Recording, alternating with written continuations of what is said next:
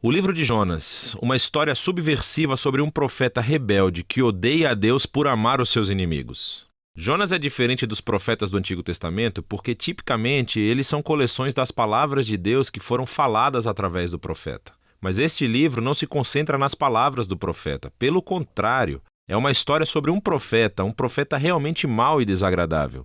Jonas aparece apenas uma outra vez no Antigo Testamento. É durante o reinado de Jeroboão II, um dos piores reis de Israel.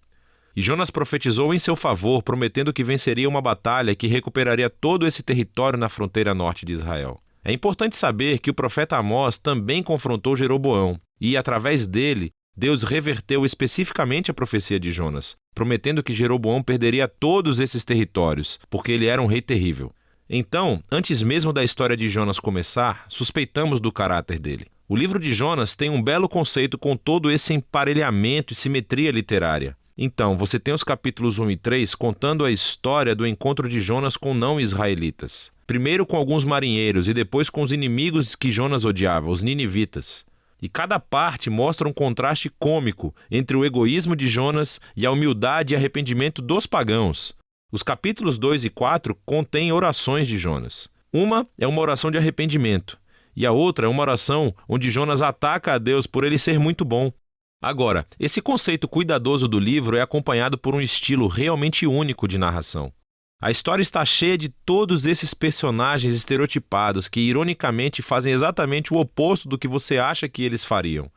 Então, você tem o profeta, o homem de Deus, que se rebela e odeia o seu próprio Deus. Você tem os marinheiros, que são supostamente imorais, mas, na verdade, eles têm corações suaves e arrependidos e se voltam para Deus em humildade. Você tem o rei do império mais poderoso e sanguinário do planeta, e ele se humilha diante de Deus por causa do sermão de 5 palavras de Jonas, e até as vacas do rei se arrependem. Esse tipo de história se encaixa no que hoje chamaríamos de sátira. Essas são histórias sobre figuras conhecidas que são colocadas em circunstâncias extremas, e elas usam humor e ironia para criticar a sua estupidez e as suas falhas de caráter. Vamos nos aprofundar e ver como todas essas peças se encaixam. A história começa quando Deus fala com Jonas e o encarrega de pregar contra o mal e a injustiça em Nínive, a capital do Império Assírio, o inimigo cruel de Israel. Mas, em vez de ir para o leste, para Nínive, Jonas vai na direção oposta, entrando em um navio que vai para tão longe quanto possível, para Tarsis. Agora, a grande questão aqui é, por que Jonas foge? Ele está com medo? Será que ele simplesmente não gosta de ninivitas e não foi nos dito ainda? Então, o homem de Deus tenta fugir de Deus. E ele embarca em um navio cheio de marinheiros pagãos, e entra no casco do navio e adormece. Então Deus envia uma enorme tempestade para acordar o seu profeta, enquanto, ironicamente, os marinheiros no convés estão bem atentos para tudo o que está acontecendo. E eles conseguem discernir que há um poder divino em ação aqui. Então eles lançam os dados e descobrem que Jonas é o culpado. Então eles pediram a Jonas que se explicasse. Jonas falou um monte de bobagens religiosas. Ele diz, sim, sou hebreu e adoro o Senhor, o Deus que fez o mar e a terra seca. Esse cara deve estar brincando, não é mesmo? Deus fez o mar e a terra seca e Jonas é burro o suficiente para fugir desse Deus escondendo-se dentro de um barco? E quando os marinheiros perguntaram a Jonas o que eles deveriam fazer, ele diz, podem me matar, certo, me atirem ao mar. O que parece meio nobre no princípio, até que você percebe que isso era, na verdade, uma atitude completamente egoísta. Quer dizer, que melhor maneira de evitar ir a Nínive? Então ele coloca o seu sangue nas mãos de marinheiros inocentes, tentando forçá-los a matá-lo. Eles estão relutantes, é claro, e se arrependem diante de Deus, mesmo quando o atiram ao mar. A tempestade desaparece, e eles acabam temendo o Deus de Israel. E, ao contrário de Jonas, eles realmente adoram a Deus.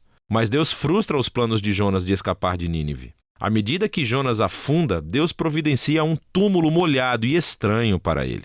O estômago de um peixe grande. Agora, é claro, em circunstâncias normais, isso seria a morte certa. Mas nessa história, tudo está de cabeça para baixo. E assim, a morte submarina de Jonas se torna na sua passagem de volta à vida. Apertado no estômago dessa besta, Jonas profere uma oração, onde ele nunca pede perdão, mas agradece a Deus por não abandoná-lo. E ele promete que obedecerá a Deus daí para diante, não importa o que aconteça. E a resposta de Deus é bastante cômica. A baleia vomita Jonas de volta à terra firme. Então, mais uma vez, Deus manda Jonas ir pregar em Nínive, e Jonas obedece. Dizem-nos que Nínive era uma cidade gigantesca, levaria dias para percorrê-la. Então Jonas chega, e aqui está a sua mensagem. Dentro de 40 dias, Nínive será subvertida. São 5 palavras em hebraico.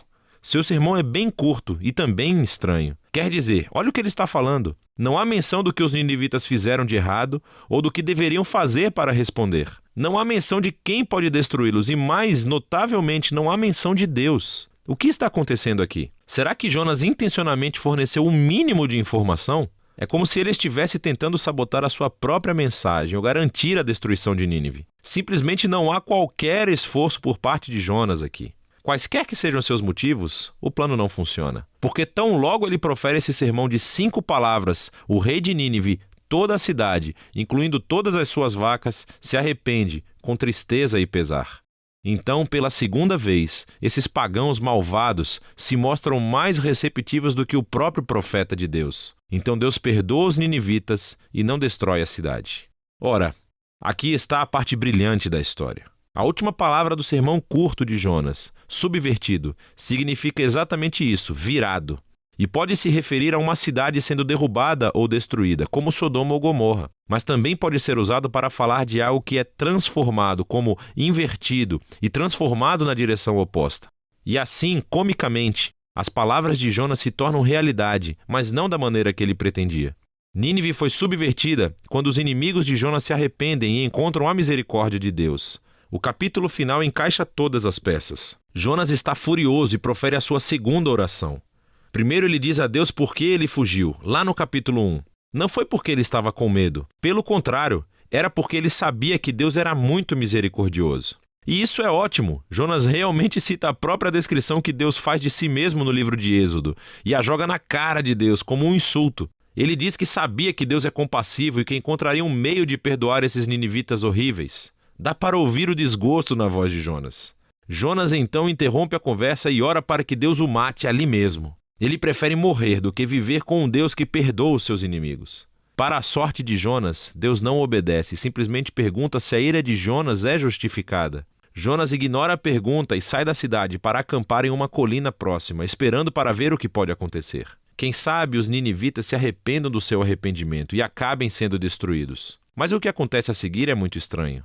Deus fornece uma planta para proteger Jonas do sol e isso o deixa muito feliz. Mas Deus envia um pequeno verme para comer a planta, e Jonas perde a sua sombra. E no calor do sol, Jonas novamente pede a Deus para que o mate. Assim Deus pergunta a Jonas novamente se a sua raiva é justificada. E Jonas resmunga: absolutamente, agora me deixe morrer. E essas são as últimas palavras de Jonas na história do livro. As palavras finais de Deus são o que conclui o livro. Ele diz que esse incidente todo com a videira foi uma tentativa de chegar a Jonas, certo? Jonas ficou todo preocupado e sentimental por causa da vida dessa videira, que ele usufrui somente por um dia. E Deus perguntou a Jonas: os humanos não são um pouco mais valiosos do que as videiras? Não é correto que Deus possa sentir o mesmo tipo de emoção e preocupação pela cidade de Nínive, que está cheia de milhares de pessoas que se perderam no caminho e que também perderam suas vacas? E é assim que o livro termina, com Deus pedindo a Jonas a permissão para mostrar misericórdia aos seus inimigos. E qual é a resposta de Jonas? A história não diz, porque esse livro não é objetivo. A questão é que o livro está tentando te confundir. E as perguntas de Deus aqui, na verdade, são endereçadas a você, leitor. Você aceita o fato de que Deus ama o seu inimigo? E então esse livro contém um espelho para quem o lê. Em Jonas, vemos as piores partes do nosso próprio caráter ampliado, o que deveria gerar humildade e gratidão, que Deus ama os seus inimigos e tolera o Jonas que vive dentro de cada um de nós. E então essa estranha história se torna realmente uma mensagem de boas novas sobre o tamanho da misericórdia de Deus e se apresenta como um desafio central na nossa própria vida. E esse é o livro de Jonas.